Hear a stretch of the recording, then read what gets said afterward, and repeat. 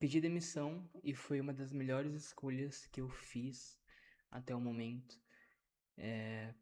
Hoje, se você está passando por uma situação na qual você tem medo de pedir demissão do seu atual emprego, ou você pensa que não consegue encontrar algo melhor, é, ou que não compactua com algumas coisas que acontecem na sua empresa, que você trabalha hoje, que você sente que precisa mudar dali e sair de lá, procurar algo melhor, porque às vezes tem alguma barreira ali que te impede de crescer tanto profissionalmente, tanto quanto salarialmente.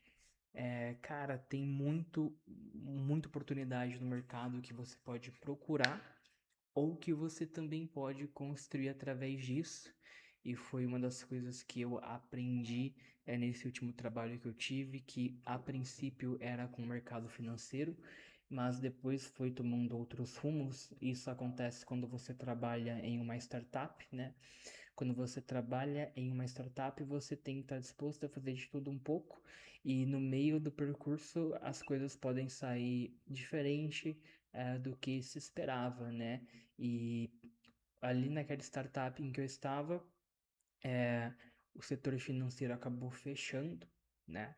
E queriam me colocar num ramo mais operacional, em uma coisa que eu não gostava, que eu não estava em busca disso, e pelo mesmo salário, enfim, é, com perspectivas bem ruins, e acaba que eu estava com um pouco de medo de deixar o trabalho, né? Porque caramba, foi o primeiro emprego que me deu uma exposição legal a clientes, a mercado, a explorar meu potencial, né? E eu já vou falar um pouquinho mais disso.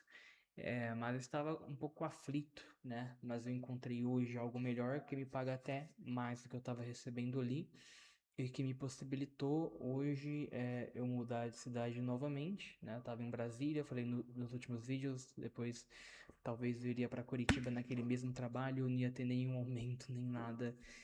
Voltei para minha cidade e agora estou em outro trabalho aqui em outra cidade. Então, assim, caramba, foi uma das melhores coisas que me aconteceu ali, porque eu tava simplesmente travado. O dono da empresa, ele operava de uma forma na qual, por ser uma startup, etc., ele visava te, te pagar ali o mínimo possível para você e pensava que era só pegar as demandas e jogar pra você e pra sua equipe que vocês se viram dar um jeito de fazer alguma coisa, sem nem instruir a equipe, eh, sem nem ajudar com orientação, etc. E a gente era uma equipe bem júnior e mal remunerada ali, né? Através disso, me veio uma coisa de ouro que trabalhar em startup me deu, que foi o que eu acabei de falar agora há pouco. Mas antes de falar, já se inscreve, deixa o like no canal pra estar me ajudando, tá? É, o que aconteceu foi que eu percebi que, cara, tu não precisa empreender pelos outros na empresa deles, né? Quando você acaba empreendendo pelos outros, principalmente em empresas pequenas, quando você começa a trabalhar em uma startup ou às vezes em uma empresa pequena, e o dono da empresa ele não coloca força no negócio, ele não é, cria uma cultura legal para a equipe, não demonstra se importar ali com a equipe, acaba que, caramba, ele te joga um monte de demandas, né, ali pra cima, que foi o que o meu time ele sentiu, né? Todo o meu time ele se demitiu. Acabou que joga muitas demandas, não tem explicação, não tem como medir, não tem métrica, não sabe o que tá acontecendo. E acaba que, cara, tu tem que se virar. E me pegando, vendo aquilo, caramba, eu tenho que me virar com isso, uma coisa que o dono da empresa teria que fazer, e eu tenho que fazer. E é uma coisa que nem o dono da empresa entende, que ele trouxe pra gente pegar, pra gente fazer, porque ele vendeu pro cliente que ele tem a ideia de que a gente consegue fazer tal coisa, né? Porque eu não pego e eu mesmo, ou a equipe aqui, pega algum projeto que a gente não saiba, a gente finge que sabe para alguém e simplesmente faz o que a gente estava fazendo ali, né? Então, assim, acaba que eu descobri que, cara, não existe pílula mágica pra nada, nem pra tu se tornar um bom profissional. Tu vai fazer, tu vai errar, ninguém vai te ensinar, tu vai aprender sozinho. Então, se você consegue fazer isso sozinho pela empresa dos outros, você também consegue fazer isso por você ali no teu próprio negócio ou em algum projeto paralelo ali, né? E foi quando eu percebi nisso que eu não havia mais perspectiva ali de voltar para a área de finanças, que era a área que eu entrei ali interessado e que eu vi que eles estavam querendo me empurrar porque eu fui o último a pedir demissão da equipe, tá? Porque eu estava muito aflito. É, e eu vi que simplesmente ele estava tentando, meu chefe, jogar todas as demandas para cima de mim e parecia que não iria repor gente, então ia ficar tudo para mim, demanda de 4 pessoas que pediram demissão ia ficar tudo para mim e não ia receber nenhum aumento por isso. Enfim, ocasionou ali meu pedido de demissão o, o mais rápido possível ali que eu vi, né?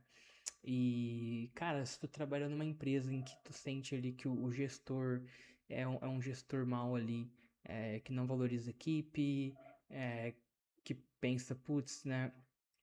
Eu tava trabalhando home office de uma cidade pequena ali, né? Mas porque eu voltei de Brasília, porque me pagavam muito mal lá e o custo de vida em Brasília é altíssimo. E quando eu voltei para minha cidade, um dos comentários ali do gestor foi que eu recebia muito bem porque eu morava em cidade pequena. Que eu recebia muito bem porque eu tenho 22 anos, 21, 22 anos, né? E que o salário que eu ganho para minha idade, caraca, é muita coisa. Quando na verdade, cara, tu não se mede alguém o salário que tu paga pra ela, o compensation dela, com base na idade dela. Tu coloca com base no que ela entrega, né? E um dos motivos que instalou meu estopim assim de putz, eu vou pedir demissão também, foi quando eu descobri ali que pessoas que exerciam funções menos relevantes que a minha ali, que não fazia nada, né? Pessoa que não. Caraca, eu respondia de sexta, sábado, domingo.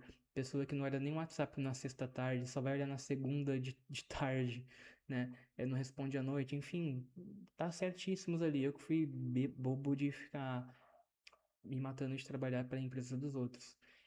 Mas, putz, quando eu vi que tinha gente ganhando mais que eu, que fazia uma função menos relevante do que a minha, e inclusive gente na mesma função que eu, e que estava trabalhando home office enquanto eu estava presencial, ganhando mais do que eu falei, puta que pariu, que puta falta de meritocracia, consideração, falta de gestão, falta de tudo, né? Pra você pagar, puta, o cara se mudou de uma cidade do interior pra ir pra Brasília, uma cidade super cara, para pagar pra ele ali, putz, cara, eu pagava R$ 2.000 de aluguel, condomínio e despesa de energia de luz ali inclusa. Puta merda, já era um puta de um gasto que eu tinha ali, né? Enquanto outras pessoas estavam ali trabalhando home office, é, morando na casa dos pais, sei lá, ganhando algum valor assim a mais do que eu, cara, eu senti que não houve meritocracia, tá? Por questão de esforço ali. E foi uma das coisas que eu decidi, cara. Eu nunca mais me mataria de trabalhar assim, dessa maneira, faria tantos sacrifícios aí pela empresa dos outros, né?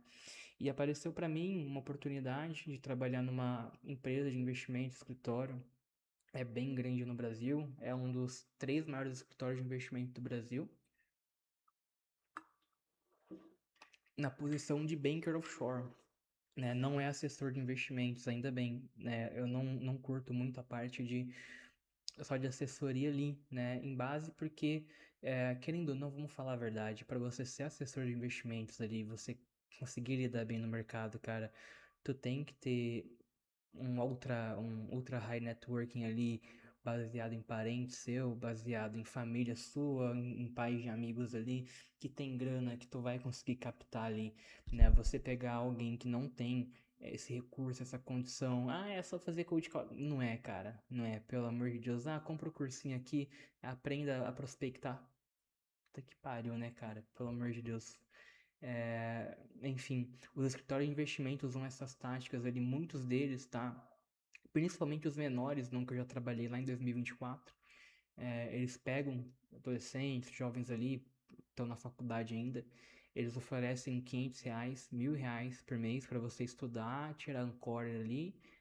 Muitos deles ali, você tem que pagar a Ancora e tal, eles só dão um curso que eles falam que eles dão, mas na verdade quem dá é a XP ou o BTG ali, né? Você faz curso, você paga um corte e tal, e depois você começa, putz, sai de R$ 500 para receber R$ 1.000. Ou às vezes sai de R$ 1.000 para ganhar R$ 1.500, né? E eles querem, na verdade, a sua carteira de clientes. Putz, mas eu não tenho carteira de clientes. Mas eles vão fazer o quê? Eles vão cavar, e vão cavar fundo na tua. Ah, você tem família, você não tem um tio rico, você não tem um amigo que tem um pai rico, não sei. Eles vão cavar. E na hora que eles verem que, putz, o maluco não tá desenvolvendo a carteira, eles vão te desligar ali, né? É assim que funcionam as assessorias pequenas ali, né? Que estão começando. Eles contratam ali o pessoal, vê ali a carteira que você tem, que você pode ter potencial de ter, principalmente se você tem um networking ali com, não networking, mas se você conhece pessoas que têm dinheiro, eles vão te incentivar a entrar em contato com elas, trazer elas como cliente. E, putz, você não leu um tempo atrás lá que no teu contrato tinha algo dizendo, os clientes que você fizer durante o tempo que você trabalha aqui são todos nossos, né? Então você, no momento que você quiser sair daquela assessoria de investimentos, você não vai ter direito a levar os clientes que você captou na tua rede de networking. É pesado, né? Então, assim, a fintech que eu trabalhei, uma startup ali, era um hub de soluções financeiras, né? Eu trabalhei na parte de investment banking ali. É, cara, depois disso, tinha vários braços, né? Tinha braços de healthcare, tinha braço de consórcios para brasileiros nos Estados Unidos, que era uma empresa voltada para brasileiros nos Estados Unidos e tal. Todos os braços caíram e hoje o único braço ali que está vivo é o braço de seguros para brasileiros nos Estados Unidos, que é algo que eu não gosto, não faria, não, com todo o respeito do mundo. Eu não quero ser vendedor de seguros, por exemplo, né? Com todo o respeito do mundo, claro. Eu não apliquei para vaga, eu não comecei a trabalhar ali para seguir esse caminho, né? E ainda mais já que tu vai dar um downgrade no que a pessoa tá buscando ali, né? Que é sair de investment banking para virar um vendedor, querendo ou não, é um downgrade. Putz, tu não oferece um salário para ela maior do que ela ganha, né? Tu não reconhece que, putz, que tu pisou na bola várias vezes com a pessoa. E eu não sou o tipo de pessoa que vai ficar te apontando e falando que eu mereço tal coisa, não mereço. Se eu vejo que eu não tenho fit no lugar, eu vou embora, né? Então é isso. Cara, se tu tá com medo aí de pedir demissão do teu emprego tá uma merda, catapimbas, cara, que doideira. É, Às vezes a melhor solução pra tua vida é pedir demissão logo, procurar algo, né? Eu segurei até eu conseguir emprego. Eu apliquei, cara, teve semana que eu apliquei para umas 200 vagas e não é um valor, não é um número super valorizado. Não tô tirando esse número da minha cabeça, realmente de verdade ali. Mais de 200 vagas por semana aplicando, tá? E acabou que a maneira com que eu fui recrutado ali foi nem por uma vaga que eu apliquei, né? Engraçado que 2, 3 vagas que eu apliquei, me mandaram mensagem no WhatsApp, que eu apliquei no LinkedIn depois que eu já fui contratado em outra empresa, né? Eu fui contratado por um headhunter, conversei com ele numa quarta-feira, curtiu meu perfil. Na quinta-feira a gente trocou uma ideia ali, com o gestor dele ali, né, com o gerente da unidade. Me explicou sobre a vaga, falei que tinha interesse. E não deu uma hora que eu terminei a reunião com ele, já recebi a oferta muito boa, ganhando mais do que eu ganhava na outra empresa anterior ali, e com perspectiva de realmente crescer na carreira e não ser um peão utilizado ali para empreender por alguém que, putz, pisou na bola tantas vezes com você, e não reconheceu isso, né? Um dos fatos ali no momento que eu pedi demissão, o cara falou, putz, cara, mas tu vai sair porque tu vai ganhar mais lá, mas aqui tu tem chance tal de progredir, não sei o quê, é, e tu tá ganhando X mais aqui. Eu falei, opa, não tô ganhando X mais aqui, não, tô ganhando X menos, né? É porque eu sabia que fulano que tem o mesmo cargo que eu, tava ganhando X mais, né? E eu acho que ele não deve ter, enfim, tava nem pra isso, né?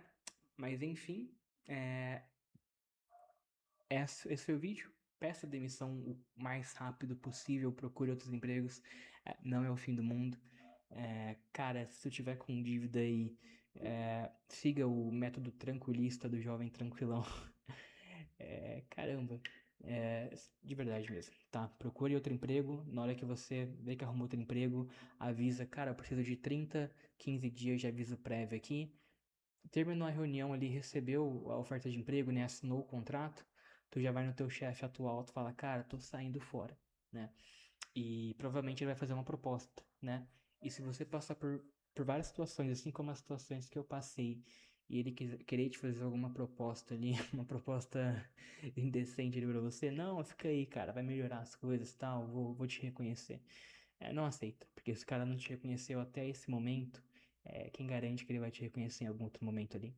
E tu vai estar só perdendo mais tempo, dando tempo dele repor gente no teu lugar, né? E depois ele te manda embora sem você estar preparado. Então, antes ele ficar despreparado do que você ficar despreparado, cheio de dívida para pagar, cartão de crédito, né? E, enfim, espero que esse vídeo tenha te ajudado.